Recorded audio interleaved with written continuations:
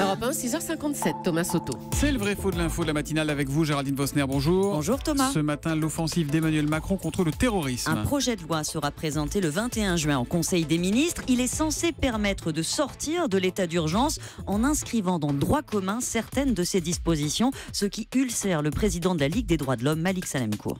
On a arrêté des militants syndicaux, on a arrêté des écologistes, on a arrêté des gamins. Et concrètement, demain, c'est ça qu'on veut inscrire durablement dans la loi.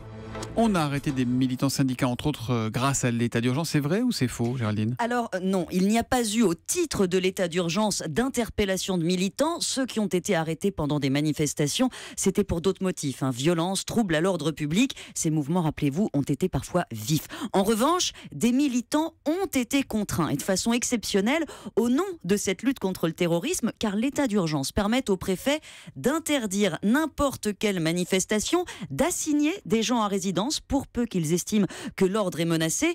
Or, le ministère de l'Intérieur l'a reconnu, plus de 600 mesures ont été prises en 18 mois uniquement pour empêcher des gens de se rendre à des manifs, donc des militants écolos, syndicalistes. Sans l'état d'urgence, ça n'aurait pas été possible. Bon, mais est-ce que demain ça peut devenir la norme ?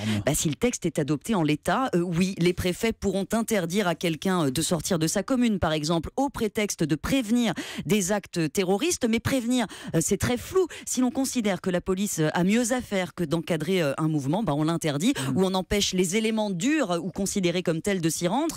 Et la contrainte, elle est lourde. Des gens ont dû pointer au commissariat. Voilà ce qui ulcère les défenseurs des droits. Le pouvoir de l'exécutif sur le citoyen, sur sa liberté fondamentale de circuler, sans filtre judiciaire, deviendrait la norme. Donc oui, il existe un risque théorique, au moins, de contraintes politiques. Maintenant, ce texte n'est qu'un projet, Thomas. Il est tôt pour s'en alarmer. Le vrai faux de l'info de la matinale. Merci Géraldine, à lundi.